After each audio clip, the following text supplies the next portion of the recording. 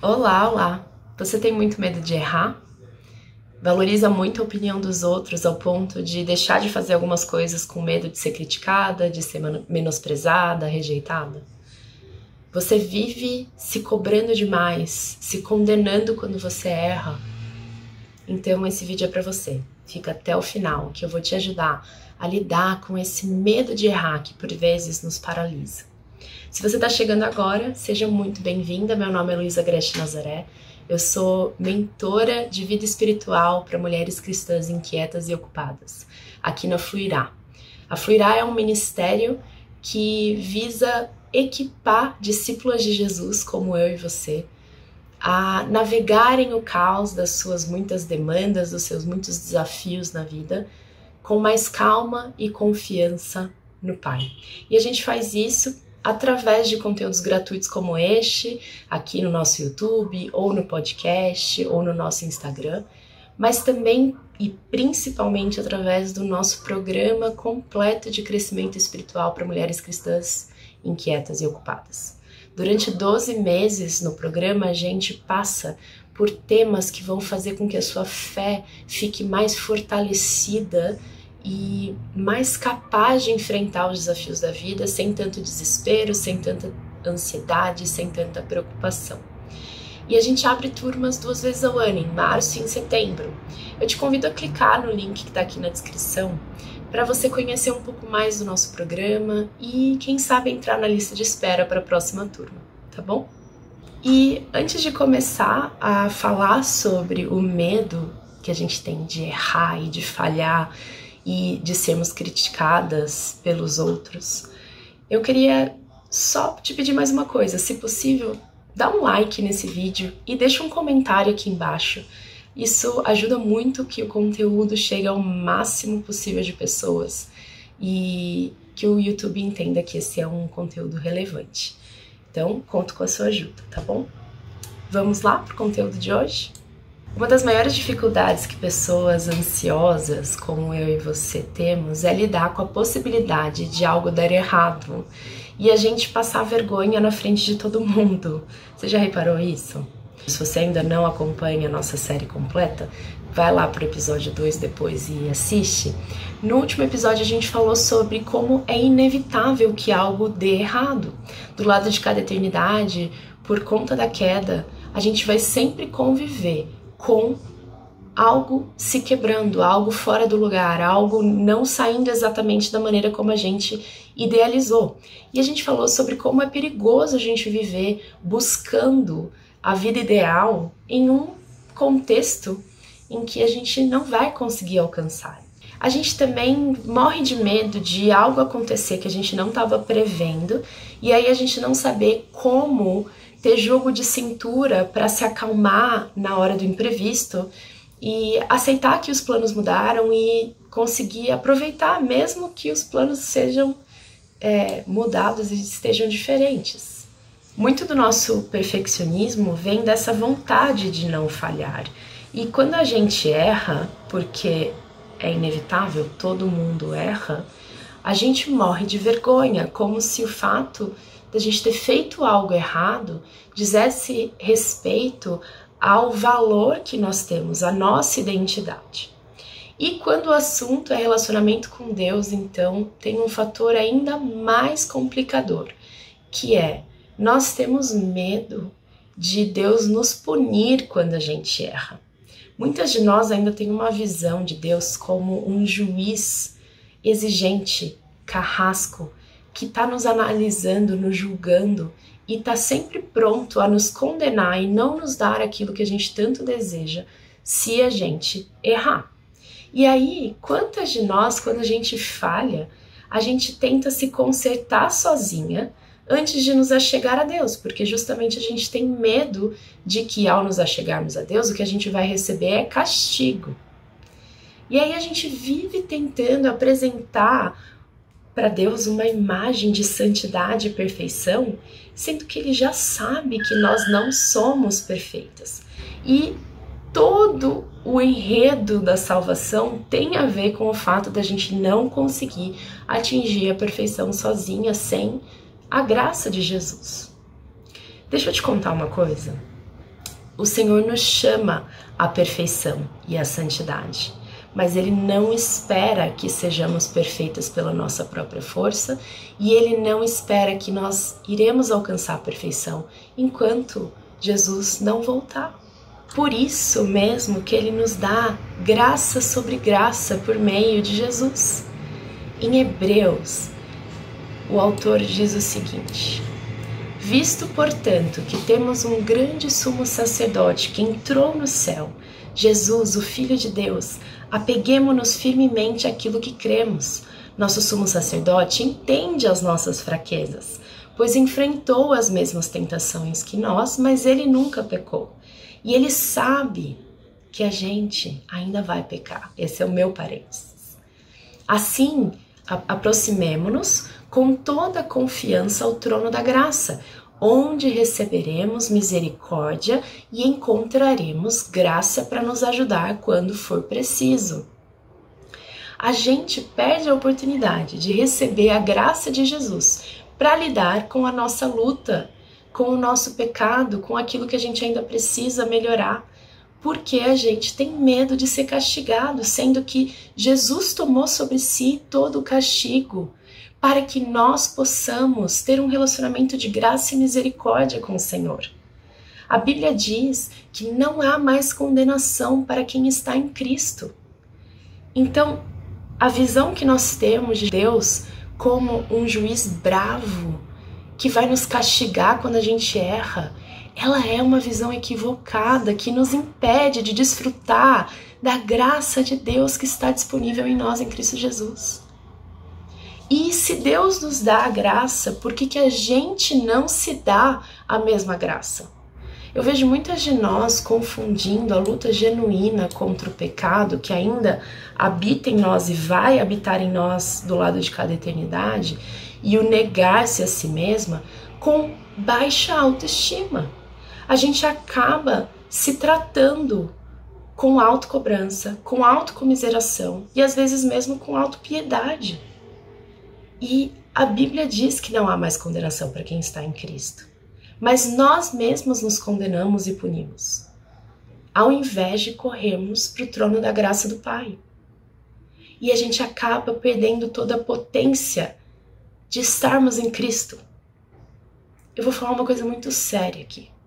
Toda vez que ao falharmos, a gente pega o chicotinho para nos punir, ao invés de irmos para o trono da graça do Pai para receber graça e misericórdia para recomeçar, nós estamos menosprezando a obra de Cristo na cruz. Nós estamos dizendo que a obra de Cristo não é suficiente para cobrir os inúmeros erros que a gente ainda vai ter no caminho do nosso aperfeiçoamento em Cristo. O que nos afasta de Deus não é mais o nosso pecado, agora que Cristo já consumou na cruz o fim do domínio do pecado sobre nós. O que nos afasta de Deus é a nossa justiça própria, a nossa vontade de pegar com as nossas próprias mãos e nos justificar com as nossas próprias mãos e não depender da graça de Jesus. O lugar mais seguro da terra para uma pecadora que está sendo redimida por Cristo estar é no trono da graça do Pai. Por isso, ao errar, a gente não se esconde mais, mas corre para o trono da graça. Ao invés de tentar se consertar sozinho, corra para o trono da graça. Porque Cristo foi punido para que nós nunca mais fôssemos. E para que a gente tivesse a vida dele ressurreta, sendo vivida dentro de nós e nos empoderando, nos capacitando a mudarmos um pouco mais a cada dia. No nosso caminho para a santificação e purificação, a gente vai tropeçar, a gente vai cair, a gente vai perder o foco. E cada vez que isso acontecer, haverá graça para recomeçar.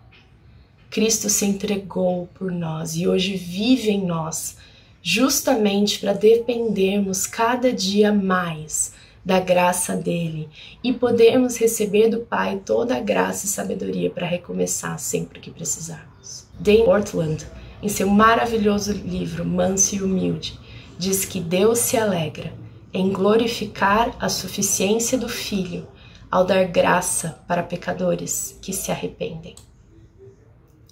Nenhum pecado, por maior que seja, pode te impedir de se aproximar ao Deus Pai por meio de Cristo e receber graça, não mais castigo ou condenação.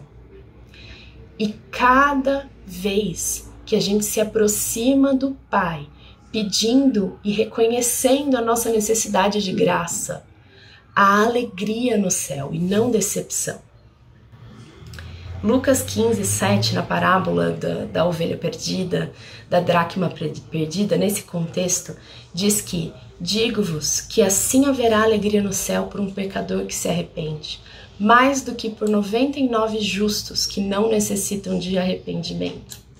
E às vezes a gente lê essa passagem e essas parábolas achando que essa alegria no céu acontece só quando a gente dá o primeiro passo para a irresistível graça, né, e se arrepende e na nossa conversão.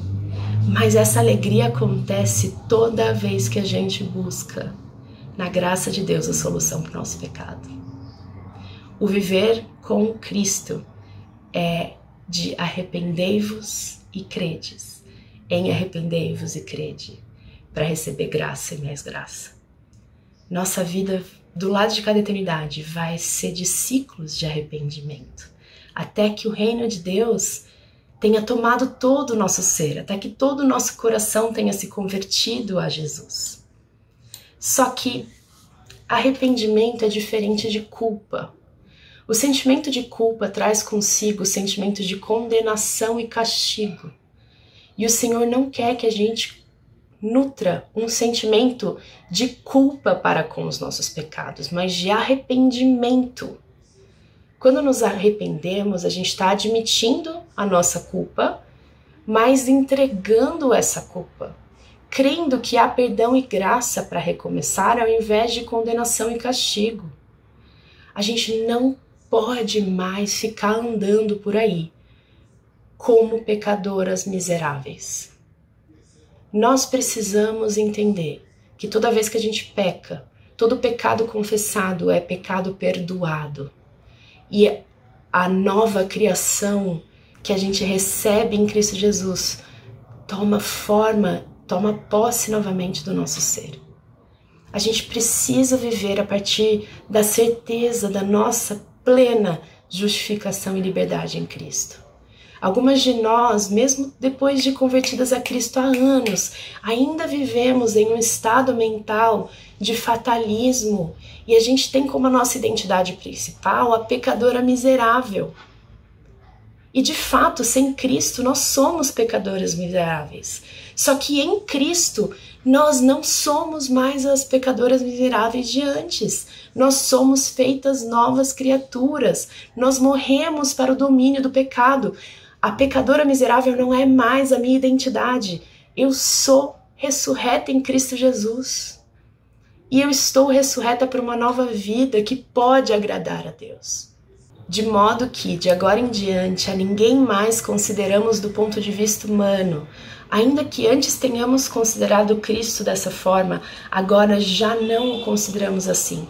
Portanto, se alguém está em Cristo, é nova criação. As coisas antigas já passaram, eis que surgiram coisas novas. Deus tornou pecado por nós, aquele que não tinha pecado, para que nele nós nos tornássemos justiça de Deus. Você se tornou justiça de Deus agora que você está em Cristo Jesus.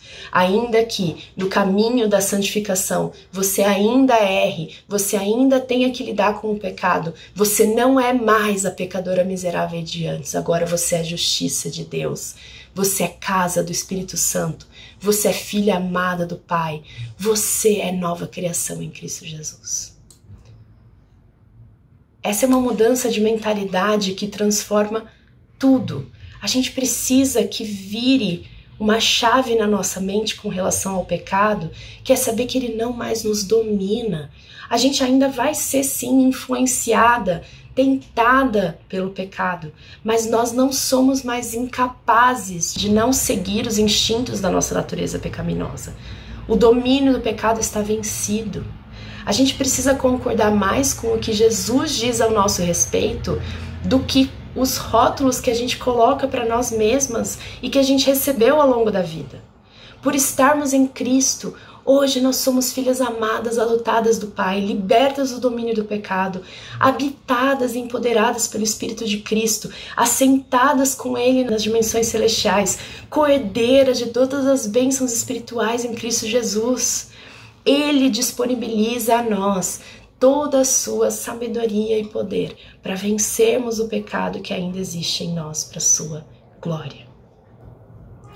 O nosso caminho de perfeição até o caráter de Cristo será longo e envolverá falhas, envolverá quedas. Mas para cada falha haverá graça para recomeçar. E quando a gente cai, o Senhor não está com um olhar de desaprovação, mas de misericórdia. E sabe o que me fez perceber isso? Os meus filhinhos aprendendo a andar. Quando um bebezinho está aprendendo a andar, ele cai muitas vezes. Ele não aprende a andar do dia para o outro. O processo de aprendizado de qualquer ser humano é através de tentativas e erros. E quando os meus filhinhos que estavam tentando andar caíam de bumbum no chão, eu não virava para eles e dizia: onde já se viu você caindo de novo? Já era para você estar andando. Para de cair no chão e anda logo. Não. Eu incentivava eles.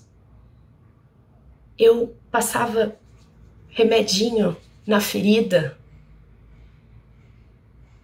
e recebia eles com compaixão e misericórdia. E a Bíblia diz que se nós, que somos pais, queremos dar boas coisas para os nossos filhos, não só coisas materiais, mas a gente quer dar incentivo, compaixão, misericórdia, quanto mais o Senhor também nos dá tudo isso agora que Ele nos adotou como filhas através de Cristo. O olhar de Deus para o nosso processo de aperfeiçoamento em Cristo é de compaixão e misericórdia, não de condenação e castigo. Ele é um bom pai que se compadece dos seus filhos. E sabe o que é uma notícia ainda mais maravilhosa? Aquele que começou a boa obra em vocês vai completá-la até o dia de Cristo. Deus está comprometido com o seu processo de aperfeiçoamento. Ele vai cumprir aquilo que Ele começou. Ele não vai desistir de você. Ele vai continuar te perseguindo com bondade e fidelidade, com graça e misericórdia, para você recomeçar. E o tempo de Deus é diferente do nosso. Mas a gente pode ter certeza de que o final é belo e glorioso, mesmo que o meio do caminho seja confuso, seja dolorido. Todas as coisas estão cooperando para o bem de termos o caráter de Cristo formado em nós e o reino de Cristo manifesto através de nós. Amém? Eu queria muito que a gente continuasse caminhando juntas, aprofundando ainda mais sobre esses assuntos, para que você saia de uma vida guiada pelo medo, pela ansiedade, pelo perfeccionismo, pela preocupação e passe a ter um equilíbrio interior para navegar o caos da vida com mais calma e confiança no Pai. No Acalme e Confia, que é o nosso programa completo de crescimento espiritual para mulheres cristãs inquietas, ocupadas e sobrecarregadas, a gente percorre 12 meses juntas em um processo de crescimento espiritual profundo e transformador. A cada mês você vai receber um kit de crescimento espiritual digitalmente, com um estudo bíblico, um áudio de meditação bíblica guiada para te ajudar a silenciar sua mente, a aquietar sua alma, um caderno digital com exercícios, com perguntas para reflexão, para você fazer uma autoanálise, um autoexame do seu coração. E a gente tem também uma roda de conversa em que eu conduzo e a gente bate papo, a gente partilha sobre a jornada. Ao final do programa, você vai estar mais confiante na boa paternidade de Deus. Você vai ter deixado de ver Deus como um juiz carrasco ou como um Papai Noel que não quer te dar os presentes porque você não é uma boa menina. Você vai estar mais consciente da sua identidade, do seu valor em Cristo, tendo uma autoestima mais bíblica. Você vai estar mais empoderada e sintonizada com o Espírito Santo, sabendo ouvir a voz do Espírito em meio ao caos. Você vai estar mais esclarecida sobre o propósito de Deus para a sua vida, vendo a presença de Deus nos mínimos detalhes do seu dia, cultivando disciplinas espirituais mesmo em meio ao caos, trocando suas preocupações por orações em todo o tempo. Você vai estar cultivando amizades de alma com vulnerabilidade e segurança. Vai estar tomando decisões que estão de acordo com a vontade de Deus e vai estar permanecendo esperançosa, calma e confiante em meio aos desafios, as demandas e as provações do meio do caminho. Clica no link que está aqui na descrição desse vídeo para entrar na lista de espera e participar da próxima turma.